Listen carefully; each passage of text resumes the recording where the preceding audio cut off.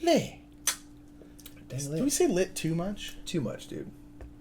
Like, not so much that's not lit, but, like, it could be litter. 3, 2, 1, bro.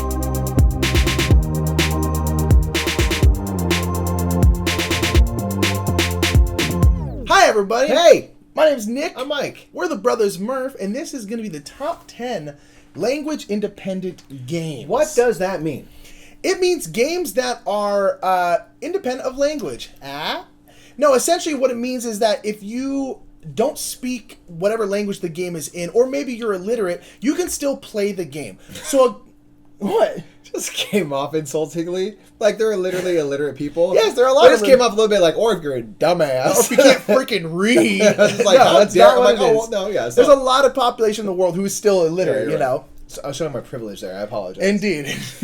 But so, there's a lot of games out there, or like card games, where you have to be able to read the text of the card. Yes. And if you can't read, or if you can't read in that whatever language You're the game not is gonna in, do well. you're screwed. Yeah, you're SOL, you know? And so this is games where if you don't speak the language, not everyone speaks the same language, or you can't read, you can still play the game with no problems at all. Right. It uses something like the international language of numbers. Indeed. We use numbers that are the same across the world. We might use different systems, but the numbers are the same. Yeah, exactly. The integers have not changed. Yeah, or the game is done all through symbology or Yes. different symbols and stuff like that. So, Like symbols are easy to understand based on the iconography of the board. So if someone can explain the symbols to you in Spanish, that's fine, because then you see that symbol and you just know what it means, and you don't have to be able to read if the game is in English or in German or in French or whatever like that. Indeed. And when we were doing this list, at first I thought it was going to be really hard, and then it turns out that a lot of games are actually pretty language independent, which is really, really cool. Yeah, I think it's a really good thing to help promote the hobby. It's like the less barriers you can have to getting someone to play it, the better. Yeah. You know, so... Yeah, because you might that's have one. a significant other, and then their parents, you know, maybe immigrated here or something like that, and they don't speak English, and so you can still play all, as long as y'all speak the same language, you're good to go, you know? Yeah, it's nice, and it must be easier on the publisher side, because I can publish, if you're playing King Domino, I'm going to publish 8 rule books That's it. for every language you can think of, but the board and everything else, you don't have to change that worldwide. You Nope. can just ship out the same components. Yep. Which And is that's nice. yes, Blue Orange does that a lot. They just give you like 10 different rule books. Blue Orange is... because most of their games are language independent. Yeah, Blue Orange might make an appearance on the list. So one thing we want to talk about, we wanted to show it's not simply a lack of words that make something a good language independent Yes. game. I mean, it's a huge help, but there can be something as like too much symbology where it's kind of like you have to know the language. And so now we have a language that is not necessarily independent. Yeah, Because because you might have to reference a rule book too much. yeah, and an example is a game like Dungeon Pets. Dungeon Pets, a game actually is completely language independent. There's no writing in the game, Right. but there are a ton of symbols, and you can see an example of it right here. Right, so this is the player board, and the player board is very useful once you get to know it, but like, we've played Dungeon Pets quite a bit, and there's times where I'm like, what does that mean? You know, and And we you constantly have book, to, you know. you constantly have to look it up, and that's the thing is like if it's language independent, but you constantly have to go back to the rule book to look stuff up, or you constantly have to be like, what's this symbol? What's this symbol? What's this symbol? What's this symbol? And you're constantly having to reiterate what the symbols are. Yes, it's language independent, but it's not really conducive for a list like this. Right, so we're trying to go for things that are a little easier to grasp. Not all of them are simply like gateway level games, but just it's very clear. It's like this symbol is on my player aid or whatever, and it's reflected here. I can easily make this match regardless of what language I might speak. Exactly. So that's what we're going to be doing in this year list. Yeah, and we're going to give a bunch of different genres. The list isn't necessarily like, Spread it out a this little one's the best, this one's second best. It's more kind of a fluid list, you know? It's a little bit fluid and stuff. We want to give you a couple different flavors and mechanics to work with. So I think we should get to it. Should we do number 10? Let's do number 10. Yeah.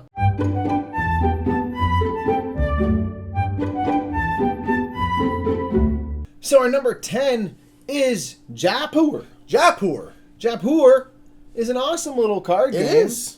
That is just, it's very easy to understand because there's just different iconography on the cards for the different materials and everything that match the tokens. There's numbers, but there's no wording to read. I can see a camel. I know it's a camel, even if I don't call it a camel because I speak a different language. I know that's true. a camel or You've never seen a whatever it's camel. called. You're still like, collect these. Yeah, it's like, okay. Yeah, it's a set collection game where you're trying to get different sets of gems and stuff to turn them in to get these cool little poker chip things. And essentially, again, you're trying to get rubies, you're trying to get silk, or you're trying to get like gold or diamonds or something like that.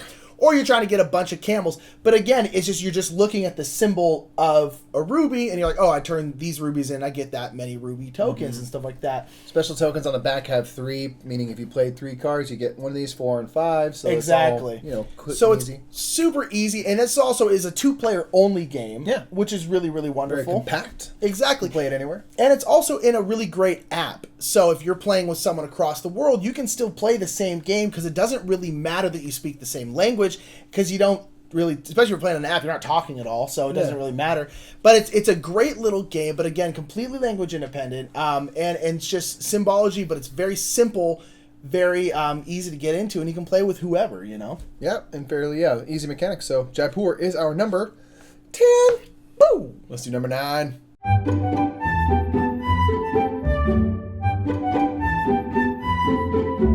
Number 9 is a great game by Renegade Games. It is called Lanterns. Yes, Lanterns. I just did a board game highlight on this a couple days ago. We're hot up on it. Apparently, we're hot up on it.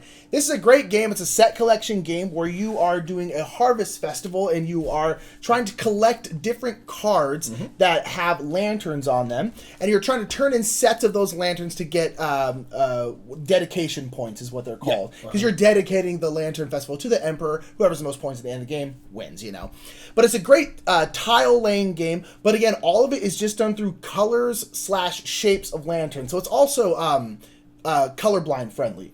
Because all the lanterns are different. Are specific, right. Exactly. So if you can't tell the colors apart, you can always tell that. But again, it's just all different cards, and the cards are different colors and have the lantern on them. And so you're just placing the tiles down. The tiles have like, oh, these are orange lanterns, these are blue lanterns. And you're just setting them out there to try and match lanterns to lanterns so you get the cards. And you're turning in those cards to just get points, which again is these little tokens with numbers on them. And it's simple. It's really gorgeous. It's really very pretty, and it's a very different kind of game if you've never played games before, Yeah, it's really beautiful the whole way that if I put a tile down and I'm playing a 4-person game, the face of the tile that's to my right is that the person that's sitting there is going to get a card of that color. And so it's just this really interesting thing. We're like, oh, well, maybe I do want to think of which way I'm facing it because I maybe don't want that person to get blue. Even if I can't talk to that person, I don't want that person to get blue. Yeah. And stuff. And the way you can match colors, you get bonuses if you want, things like that. It's just it's a really groovy game that's just like very simple, elegant, pretty, it just goes down smooth, man. It goes down smooth. And again, it's gateway level, and it's super easy to understand. And again, especially if you don't all speak the same language or you don't speak English, it's 100% language. You can show someone around of that, like, I'm going to put this thing, I'm going to give you a blue. You see the blues here? And I'm going to give them a blue. You have a red, I'm going to give you a red. And I think people would be like, oh, I get it. If it faces me, I get it. Yeah, exactly. You can show them a match and stuff. So, I mean, you could probably even explain this game pretty well without talking. Yeah, pretty much. So, that's like next level. Yeah, if you're like traveling somewhere in Europe and you don't and you meet people who don't speak your language. I can explain that entire game without a single word, I think. Pretty much, yeah. And it's really, really great for this kind of list because it's just so easy. And it's pretty, and it's just set collection. It's pretty easy to get, Indeed. Yeah, so that's our number 9, Lanterns by Renegade Games. Let's get at number 8. Shit! Dang.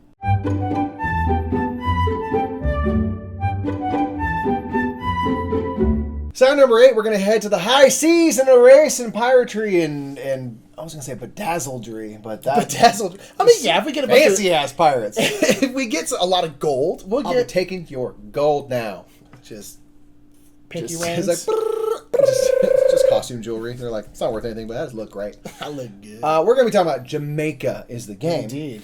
Jamaica is a racing game. It's a pirate racing game. Yeah. So obviously you're racing, but you're also fighting each other and stealing each other's stuff and trying to avoid paying taxes by going to port cities and everything like that. Yeah. It's just super fun, and it's this game where you go around every turn, and the captain moves, and you get to roll dice and allocate those dice for a day action and a night action, and then you're going to play cards that will make use of day and night actions and things and the faces of the die.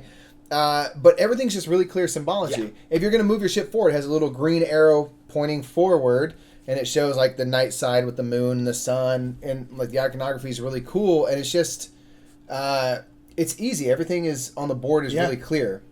Yeah, it's easy, especially because most of the cards you're playing are just forward or backwards. Yeah, and it's just arrows, and it's like anyone can understand that. And if you land on the same spot with someone, you fight. But again, you're just rolling a die, and it's like who wins. You know. Yeah, and there's on the board, if you're out at sea, you don't land in a port, you have to pay in food because you're eating, and there's just simply pips on the space. And if there's 2 pips, that means you have to pay 2 food. Yep. If you're at land, it shows on a little piece. It shows how much gold you have to pay to stay there. Very simple. There's little tiles and things that you can get, but it's all, you can get gunpowder and stuff to help with fights. You have your little cargo hold, but again, you're just putting those tokens and stuff in there, and you're like, oh, I need to pay this, okay, boom. Oh, I need to pay this, okay, boom. And it's just... And most of it's about the racing anyhow, so it's just forward and back. Forward 5, back 2. Forward 5, grab 2 food. And that's a concept everyone can get. It's who can get around Jamaica first. Right. That's who wins. And you play these cards to go forward or back, and then there's other little rules to explain. But again, it's very easy to explain, and then after that, the iconography just tells the whole story for you. You don't really need to. You might be a couple clarifying questions, but that's fine. But that's like, again, the antithesis of Dungeon Pets, where there's so much symbology that they're going to be asking, like, what does this one do? And that Jaipur is not like that. Not Jaipur. Jamaica is not like that. Right. Because it's just, there's not much symbology, and then it's pretty self-explanatory. Like, oh, this represents this. This represents forward or back. And you just do that. And just for I just want to reiterate, for the purpose of this, we're assuming, these are language-independent games. We're assuming that you are able to explain to your friend or family or whoever what the game is. There's a common language around the table. Correct. So that's, I just want to make sure that we're hitting that. It's just like, obviously people need to be able to understand the game. These aren't games that you can just like look at and get necessarily. Yes. But like if you have someone who can explain a little bit to you, either through a language barrier or again, we all speak German, but this game's, an English copy of this game, we're still going to be able to play because the iconography and everything takes care of. So I just want to make sure that we double clarified that. But yeah, Jamaica's just a ton of fun. I love it, and that one can handle, I think, 5-6 players. 6 players, I believe, and it's like pretty fun at 6. So it's better at higher counts. Yeah, so this is one that'll really help you if you get kind of a big group together and everything, and maybe across a couple different nationalities. Jamaica could be really fun. Yeah, it's a blast. So this is kind of our racing game entry. It's great, super easy, and just a really wonderful, wonderful game. Indeed, that is Jamaica. That is number 8. Let's get to number 7. Woo! Lucky number 7.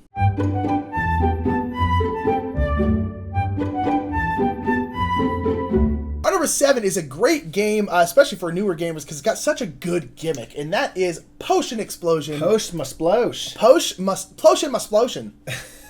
She said Potion must splosh. She said Potion must splosh. Potion Explosion is a great game by Kumani or Not, and it's a game kind of like Candy Crush the game, where you're taking out these little potion ingredients, and they're all on a track, and they're all marbles. So you take one out, the rest roll, and when you take one out, and if the 2 marbles that hit each other are the same color, those explode, and then you can take those out, and then those hit each other, and you can get these really cool combos, and you're essentially trying to make these potions. But again, it's all colored marbles, and so you're just taking those out, and then the potions don't have any words on them. It's just this kind of potion does this special ability. And there can be a little bit of explaining of those, and can be a little bit confusing, like, what does this one do again? But again, that's a quick question answer. Like, what does this one do? This is the one where you can repeat another potion. Okay, cool. And then you're good to go. Yeah, at the top of every potion, they do have iconography for what it does. It's just one thing that it took me a couple plays to remind myself, like, oh, I see that the marbles are different colors. That means you can grab 2 that are next to each other of different colors. So you might need a few times to remind.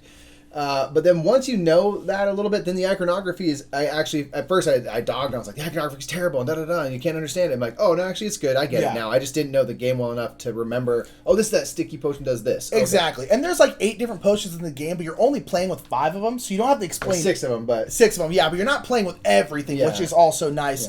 And it's just a wonderful... It's a great game. It's a game that seems like it's all gimmick and no game, and once you play it, you're like, oh no, there's actually a really great game in here. And again, language independent, I mean, anyone can play it. And it's just such a fun, visceral, kind of dexterity, tactile, there we go. Tactile game that is wonderful and can really delight people who are new to gaming. And especially like through language barriers, a lot of times you're introducing new people to games and stuff like that. And it's so wonderful, and you can explain it very easily. And it's just delightful. It's really just what it is. a darn good time. It's a darn good time, and again, completely language independent, and that's why we love it. It's wonderful. Bam! That is Potion Explosion. That's number 7. Boom. Let's get to number 6. Ooh!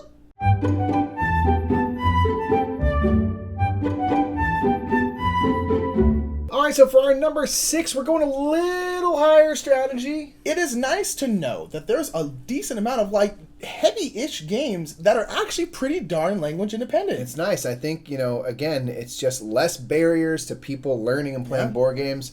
Our number 6 has a fun theme to boot. It is Rococo. Rococo. So we are dressmakers, garment makers. Yes, indeed. And it's a worker placement game. It uses cards. Well, your cards are your workers, your employees and stuff. So I suppose it's a worker placement game. You're playing these different cards that represent your employees, and they can do certain actions. And you're doing things like collecting bolts of silk and whatnot to make your garments, or you can turn them in for additional materials you need to make things. You're funding decorations and fireworks for this big party that you're going to have. You can rent out the things you make to people, and it's just a ton of fun and an interesting theme, but it actually is fairly simple. Yeah. Not only is it language independent, there's not much symbology and stuff at all. Yeah. It's very minimal. It's a game that's very intuitive. The fact that it's definitely medium weight, maybe skirting a little higher. It's very thinky, but like it's actually very, very minimal in terms of the symbology and like what it is you're doing. It's just the strategy is very, very high. I will say this is a game where you're all going to need to speak the same language, because it's like there is you're going to need to explain stuff kind of as you go, and it's a little bit of a heavier game. Sure. Because it's not a gateway game at all. No. We wanted to include something that's not gateway level on this list. Yeah, so and it it's can be done. such a good game. And it's really, really wonderful. But again, it's all symbology. And the symbology really isn't that much. I would say the most is in the different employees that you can get. But again, there's only 5 out each turn. So you just can explain those 5 when they come out. Correct. Or if someone is going to buy one, which you don't always buy employees. I bought very few last time. Exactly. I also did not win, but it's true. Well, I didn't buy much more than saying. you. But it's like you can explain them as they come out, and it's super easy, and then you're good to go. And it's just, again, this dress needs a blue silk and 2 greens. So get 2 greens and a blue, and your matching money. colors. And they use a really interesting thimble symbol. Yes. Fun. Thimble symbol. System to show which workers can partake in things. So you have like apprentices, journeymen, and masters, and they have like a beat up thimble, a silver one, and a gold. And if you are doing something that only a master can do on whatever space, it will have the gold thimble. So match gold to gold. I have to play this person to do that action. Exactly. These people can do these actions. So it's just very clear with those little symbols, which I thought was also, because you are making garments, I'm like, oh wow, It's nice if you do this speak is very all- clear to Yes, yeah. it's nice even if you do speak the language. It's just the symbology. The board is laid out in a very, very clear way. Yeah. That's the nice thing about this list is like, even if you're an English speaker and playing games that you bought, in English, these are just easy to understand games. They have good iconography, which is just a friendly reminder that no matter language independent or not, make clear, good iconography for your games. Yes. It makes people happy. It does. It does. No one likes being like, what does this symbol mean? I don't get it. Gosh, it's annoying. But yes, and these all don't do that, which is what's lovely about That's them. awesome. But Rococo is a great game with a great theme, so we're going to keep pushing it because I feel like not enough people play it and talk about it, but it's fun, and it's like, it's just very clear. Yeah. Like, clearly laid out and everything. It's very nice. So, pretty exciting. You can get a heavy-ish game and still get down no matter what you speak. That's right. That's right. All right, so that is the bottom half of our list. Those are all the crap games. Let's go to the top half. Top 5, baby. Woo!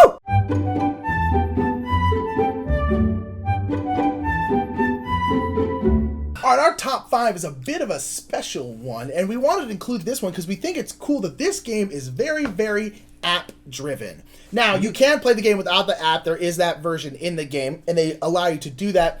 But the problem with a lot of app-driven games is a lot of times someone's talking in the apps, or you have to read stuff on the phone or the iPad or whatever you're using. You have to pick it up and read it, or you have to listen. Something like One Night Ultimate Werewolf or something like that. You have to hear Eric Summerer. If you don't speak English, it's not going to do you much. It's going to sound like some sweet nonsense. Yeah. Great sound. Great baritone that you no don't idea understand. what's going on. Exactly. But this is a game that has an app very much crucial to the game, but you don't need to be able to read anything. And that game is Rising 5 by Gray Fox Games. Rising 5 is a great puzzle game, essentially, and you're trying to... The app will randomly generate a sequence of these symbols. I believe there's 8 of them, and they only can be using 4 of them in the symbol, and then where they are in the symbol matters. And it's a co-op game where you're all trying to deduce what symbols go in what order in the key, I guess. Right, so there'll be 4 that don't belong all together. Yes. Then you might have 2 of them that are correct, but they're not in the right spot. So Exactly. you have to work together to figure out, okay, we should move this over here to try it, and then we can maybe see if we have the formula right, or... Exactly. Yeah. And all the symbols are just that. They're symbols. And the symbols correlate to a different constellation. But the constellations, again, are just some kind of shape, some kind of being or animal or something like that. And color and stuff, so it's just very clear what is what. Exactly. So it's one of the things, like, you don't need to be able to speak the same language as the game, English or whatever it's printed in, and you can totally play it. And in the app, I mean, there is like the start game, which is in English, but it's one of those things where it's like, if you can get through that part, the rest of the game in the app is 100% language free. All the cards in the game are all just symbols. It's like you're all playing as these different characters, but the cards are just a picture of the characters. So if you're going out as Echo, you just play an Echo card, you can go do stuff as Echo. And so it's all super easy, but we thought it'd be a cool entry because of the fact that it's 100% language independent, but it very, very heavily uses an app. And that's a hard... We had a couple other games that we were like, oh, we should do this because it uses an app. We're like, oh, no, you need to be able to read. Or it's like, so close. And it's kind of tough to find one. And then we thought of Rising 5. We're like, that's perfect. Like, what a good, great game that you can play in any language you want. Yeah, it's pretty darn sweet, and it's fun to work together sometimes. And maybe bring everyone around the table. Again, if you are playing with folks that... language barrier is kind of an issue. It's cool that you can bond and get down even if you don't all speak the language. You speak the language of smarts. Because you can do this game with pointing. Yeah, if you needed to.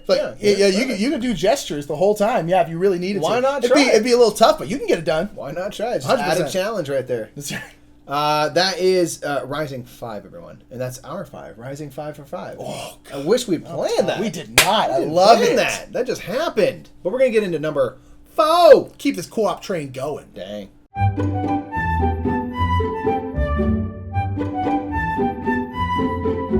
All right, for our number 4, again, we are continuing on the co-op train. Ooh. Getting a little spooky, getting a little mysterious, and Mysterium is the game. Fear is good in any language. Oh, yeah. It's not not really the international scary. language of fear and love. Fear and love and numbers. And numbers. I'm a mathematician. So, Mysterium is a game in which it's like Clue on crack. Yeah. It's a game where you're trying to figure out who done it, where they done did it, and with what it was done with. Mm-hmm. Maybe that, I don't know. I don't know if any of that made sense, but, you're playing Clue, except for it's cooperative, and one of you is the dead person. You're the ghost. Yep. And you are communicating with your party via dreams. Indeed. And you are communicating through these awesome dream cards. We'll show you a couple.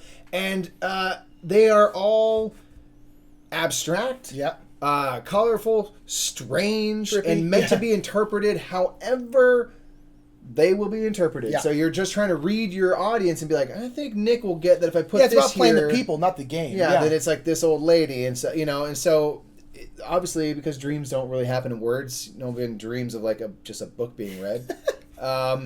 It's really great for something like language independence because if there were words on it and stuff, with the way that there's trippiness going on around it, you might not take the words to mean anything anyhow. Yeah, because you're going to focus on this one little red thing in the corner. Yeah.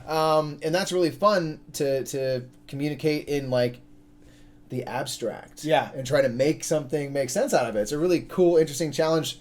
Again, no matter what you speak, we play that game all the time. Everyone speaks English, and it's super hard. Yeah, so no one knows what's going on. So the language familiarity does not help us there, and it doesn't use words in the game. Yeah, because it's just you're trying to figure out the person, the place, and the item that you got killed with. Indeed. And again, it's just a picture of a person with a bunch of stuff around them, a picture of a location, and then a picture of an item, and that's it. And then the dream cards are all pictures. So this is one. Even you want to be able to discuss stuff, but this is also one where it's like you could just play it straight up and not communicate at all. The ghost literally cannot talk. Yeah. If you're playing as the ghost, you can't talk anyway. So it's like you don't speak the language. If I'm playing with a bunch of Japanese folks, Yeah. I'm like, hey, y'all can play and you can discuss. I'll just be over here like dead. Just super Straight dead. up dead. Yeah, Like, that's and awesome. It'd be great if you were like at a hostel somewhere, Yeah, right. just anywhere in the world, and then you were kind of like you want to play this game, and then you'd have to find a way to explain it to him, but it'd be cool, like if the ghost doesn't speak English anyway or whatever. I don't know, And I think it'd be super super cool. But this is a really great game that you can break out with anyone because it's all your interpretations of these pictures. And that's that's all you need, and it's tough if you speak the same language because the whole time as a ghost you're just like, oh my gosh, how do you see that? Damn it, Gerald! You're not seeing this? Exactly. Come on, man! It's a moat supposed to be hostess cakes. Kill the baker, Exactly. It's great. I love it so much. Indeed, that is our number 4, the Mysterium. Indeed. Mysterious spooky spooks. We're gonna go away from being cooperative To the least scary thing on the planet, quilts.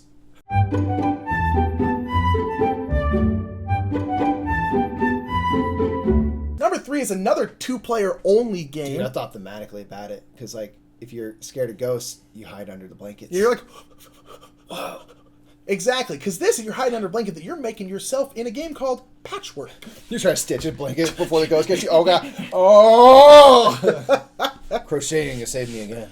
Indeed. Patchwork is a game where you are trying to make a patched quilt, and essentially all you're doing is it's a Tetris style game like Baron Parker, any of those games where you have those weird things, Uwe Rosenberg, and you are drafting tiles and putting them on your little grid. And it's great because you're just drafting tiles and your income is buttons. So it's like, oh, if I do this, you get this certain amount of buttons, and then you turn in those buttons to get patches, and you put them here, and it's super, super easy. I mean, it's very, very light, but very tactical and very thinky and puzzly and stuff. But again, there's no words. It's just different shapes of quilts, and then buttons, and buttons that's and it. time. That's all. Yeah, it's just all buttons and time and weird quilt pieces. Yeah, that's great. 2-player, puzzly. But you're just building your own puzzle. You might I see Nick needs this one piece, and I can move the pawn and take this piece and skip over. But really, you're also just kind of working on your own puzzle. So this is a perfect candidate for language independence. I mean, it's fun. It's interesting. It's a nice, fun little puzzle. People, I think, understand the concept of Tetris. Yeah. Oh, you know of course. what I mean? This is a weird thing. I'm trying to fill in the blanks, and So I think people can get the concept really easily. Yeah. And then you say, every time you cross this symbol, which is a button on there, count your buttons, get your buttons. Yeah. Spend your buttons, move forward in time. Yeah, exactly. And you can explain it in 5 minutes and you're off and running. And you're good to go, yeah. And it's perfect for language independence. Just simple, easy, lovely. Not even symbology. Yeah, just buttons and patches, go. Bam. All right. Let's roll. Ooh, top Bam. 2. Top 2, so fancy. Let's get number 2 right now. Let's do it right now.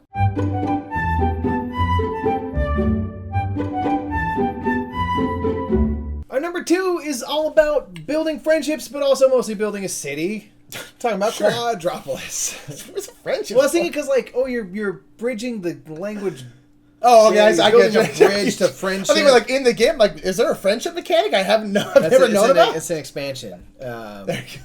Yeah, be a good person expansion. No, it's Quadropolis. It is indeed Quadropolis. Talking about Quadropolis, where you're building a little city on a little grid. Everyone's building their own little city. And this one made the list because it doesn't use words.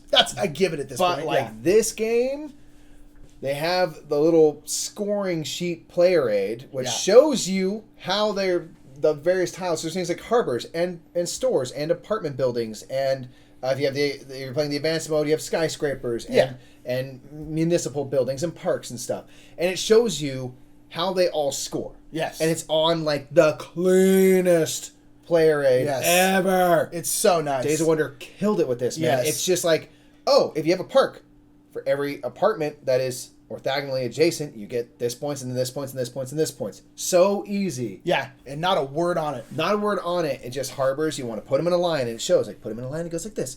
Yes. And so like it made this Man. list, and it's this high because of the player aid. I mean, the rest of it's like a language fun independent, game, awesome, which is but great. the player aid is like The next player level. aid is bananas. It's for this kind of thing. It's just so clear. I mean, it is just like, oh, you put this next to this, you do this, you stack it on top of you get this many points for however many things you do. Yeah. Done. I mean, this is so simple. And then the rest of it, and it got on top of that, all the buildings look different. You know, like the stores are purple and they look different than the other stuff. Yeah, it's clear what's what. So again, colorblind friendly too, because it's just the whole thing is just so. And on top of that, this is a medium weight game. I mean, it's between medium and gateway, but it's not just super simple. A lot of strategy, a lot of great stuff to it, but is one of the cleanest games out there, and especially for a list like this. I mean, absolutely perfect language independence. If the tile gives you resources like energy or people, it'll show that. If a tile needs resources like energy and people, there's a space for that. So you get your things, and you're like, I put this one to power that. It is every time I play it, I'm like reminded by just how great and easy it is to play. I was like, oh God, this is so but with satisfying. so much strategy in it too. Yeah. You know, and, it's so good, and that's why it's so high on this list, because it is perfect for this kind of list. I mean, it's absolutely brilliant the way they do it. Man, goes down smooth. Man. Yeah, sure does, like a single malt. Much smoother than actual city planning. Yeah, which is a lot of red tape. I wish it was this easy. There's no red tape in this game. It's just all go all day. All go, I'll do whatever you want. Yeah, you know what I mean. And the way you select tiles is very clear because it's just numbers. If you put a 4, there's a 5x5 grid that has all the available tiles for you to purchase or grab. Rather, it doesn't cost money, but you put a 4 here and you count 1, 2, 3, 4. Pick up the thing. Yep. And you move the little black meeple, which is I can't remember right now. The people saying no more building right here, please. Oh, those people. Something I can't. PETA. It's PETA. It's PETA. PETA gets in the way. Yeah. And so it's just number 2 because, I mean, if you're talking about the importance of like how language independent the game is, I mean, it's hard to beat. Yeah. It is beat by one thing, but it's pretty hard to beat. Yeah. So number 2 is Quadropolis, awesome city building. I feel like another one that people don't talk about enough. Yeah. Come on, people, Quadropolis. That's so good.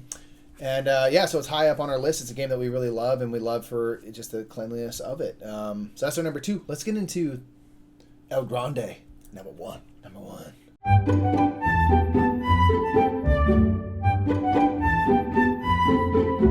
It's here. It's that time. It's time. It's what you've been waiting for. Number 1. Number 1. Sat through all that crap to get to here.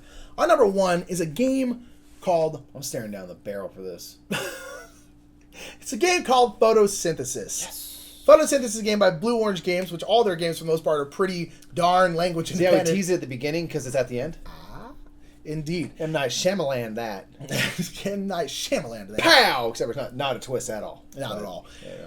Photosynthesis is a game that's very, very language independent. And again, kind of like Quadropolis, the reason why it's so high on the list, because again, this list is kind of like put them in whatever order you want. But the reason why we chose these two, and specifically Photosynthesis for number 1, is because Photosynthesis has your main game board that's yours, where all your trees and stuff are, because it's a game about you growing trees. You're all trees, and you're growing a forest, and it's a really kind of cutthroat area control tactical game that is much more strategic than it seems. Yes. But your game board is probably the cleanest game board I've ever seen. Dude. In terms of like explaining what actions you can do on your turn and stuff. It's just so darn easy. You're like, oh, you spend this much light and I can put a seed it's crazy from this size of tree this many spaces away. Yeah. Or this size of tree costs 2 to build, or if whatever. It's a level 1 tree, things can move 1 space. If it's a level 2 tree, things move 2 spaces. If it's a level 2 tree, it gives you 2 light. If it's a level 2 tree, it casts a shadow 2 spaces long. It's just like, everything is just like, this is what it is. You know why? Because there's no language in nature. Exactly. Only language they don't in nature care. is love. They just care about light. Love and light. You know what I'm saying? But it's just It's like, so and on the well board, laid it's out. reflected. This costs this much light to do this to this, and you get the level 1 tree to the level 2 tree, and it becomes bigger, and it's a picture of the tree is bigger, and then the biggest, and you see, oh, that's my big tree. That looks like this right here. It's just Oh, it's Crazy so, how and then easy it is to understand the board. To get your currency, which is light, you just move this big sun around the board, and you see like, oh, everything in this row is where I'm getting light, and then the big tree casts a shadow 3 spots far, and it's just like it's so easy. But it comes down to your own player board. It is so cleanly put out, and just so well organized that again, if you understand the mechanics of the game, it's just perfect. Absolute perfection in a player board is the player board in Photosynthesis. The player board is so good, and again, it's intuitive. Like you think of nature, like a bigger tree would cast a shadow over a smaller tree because the sun's coming this way. This is in front. This isn't big. But if the tree were bigger, it can still catch some sun. Yeah. So it just makes sense on this little 3D board that you're building. Like that, no matter where you're from, what language you speak, it's just that makes sense. Yeah. The game makes sense, and on top of that, they didn't put any words on it, so even though it does make sense, they didn't muddle it up with words and stuff. Yeah. So no matter what language you speak, the game is so clear. Yeah. It's just absolutely crystal clear, the whole thing. And it's just, and that's why when we thought about it, we're like, oh, that's got to be number one, because it's just so perfectly laid out. Everything is so intuitive, thematically makes so much sense that no matter the language barrier, no matter where you're from, you get that. Yeah. You get bigger trees get more light than smaller trees. Yeah. You get it. It's easy. No matter where you're from, you can understand some of those basic principles of nature. Yeah. And so like the language independence just also reinforces the theme of it. Yes. I'm like, oh, that's so cool. Like, Yeah. I don't know if that was the plan, but like, that was a great job, you guys. Like, seriously great job. And so that is our number one Photosynthesis, our number one language independent game. And again, it's not some tiny little simple game. It's a meaty game, It's a game with a lot of strategy, and it goes to show that just because your game is, medium weight or more, you can still make it language independent. And I think this list has shown that pretty well. It's like you got a whole different gamut of games, all different themes, all different kinds, city building, area control, tableau building. It's all on here. There's a ton. There's a ton more that we thought about, but didn't make this list. Like we will very likely do another, 10 more language independent a list games. 30 games long, and this is the 10 we came up crap. with. But like there really are so many, and we should talk about more and more of them, because again, if you're thinking about tearing down every possible barrier to this hobby, like that's a big one, you know? It's like, what if you have a friend who just doesn't know how to read? Yeah, games have it's never been part of their life. They don't need to know how to read. One of the best things on the planet for bringing people together. Yeah. That's why gaming is such a family-friendly thing, because families come together to play a board game. And you might have kids who don't read yet. Yeah, exactly. And it's just this is so good at bringing people together, and one of the biggest issues is this game's in English, we don't speak English, we're SOL. Yeah. And it's like these games make it so you can bring people farther together even through those barriers. And it's just wonderful. And we understand that not every game can be language independent. Like it's just some games can, that's totally okay. If it can be, try to make it as language independent as you can. Yeah. And also because, again, as you're playing, it's just easier to grasp. And I'm like, I'm happy I don't have to go back to the rulebook every 5 seconds. If you can make your game clearer, do it. It's just like, Which I'm sure is everyone's goal. But, work really hard at it, because things like Quadropolis and Photosynthesis can happen. It's like you can at least go further in that direction. Yeah, exactly. And challenge you. But we want to know, before we get out of here, what are some language independent games that you enjoy? Do you own any of these games, like any of these games, hate these games? Let us know in the comments below what suggestions you have. And then maybe they'll make it on one of our future language independent lists. Yeah, because we got to do more of these. We're going to have to do another one of these for sure. Yeah. I mean, just based off our list alone, we're going to have to do this again. Indeed. And if you like this list, please share it with your peeps. Yes. Get the discussion going. What do you think? What are some games that you've thought of? And, just, again, we want to always hopefully encourage discussion in the board game hobby and with your community. Indeed. So please share this video around. Give it a like if you don't mind. And subscribe if you're new. You're just here because you saw I like top 10s, I want to top 10. We're the Brothers Murph, and you can subscribe to us and see the other stuff we do. Indeed. You know what I mean? So that's going to be it for us. My name is Nick Murphy. I'm Mike Murphy. And we are the Brothers Murph, and that was our top 10 language independent games. Have a good day, everyone. 3, 2, 1, bro.